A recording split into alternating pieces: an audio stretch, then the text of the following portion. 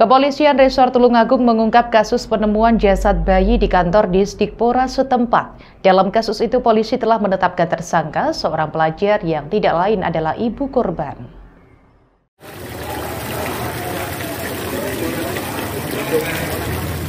Setelah melakukan serangkaian penyelidikan dan penyidikan, polisi Tulungagung berhasil mengungkap kasus penemuan jasad bayi di toilet kantor Dinas Pendidikan Pemuda dan Olahraga Tulungagung.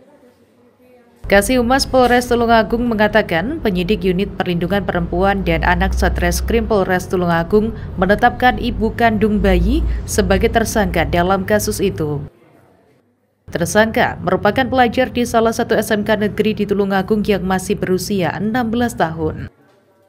Berdasar hasil pemeriksaan, diketahui tersangka yang saat itu tengah praktik di kantor Disdikpora merasakan sakit perut.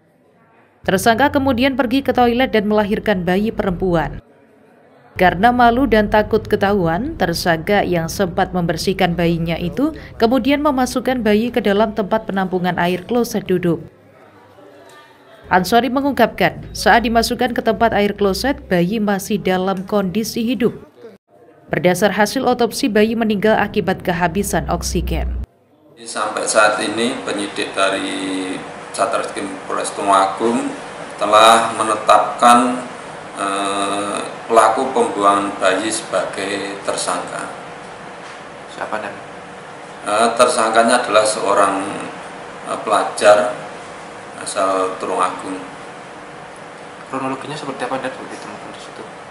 Jadi pada waktu itu dia si pelaku pembuangan bayi tadi sedang magang di kantor Dinas Pendidikan Pemuda dan Olahraga Kabupaten Tulungagung. Pada saat itu yang bersangkutan merasa mules sehingga dia pergi ke kamar kecil. Namun sampai di kamar kecil tersebut ternyata dia melahirkan seorang bayi. Selanjutnya? Setelah bayi itu lahir, yang bersangkutan sempat membersihkan bayi itu sebanyak 2 kali. Karena dia panik, kemudian bayi tersebut dimasukkan dalam box di kloset yang berisi air. Ansori menambahkan saat ini polisi tidak melakukan penahanan terhadap tersangka karena masih di bawah umur. Namun demikian, proses hukum kasus itu tetap berlanjut.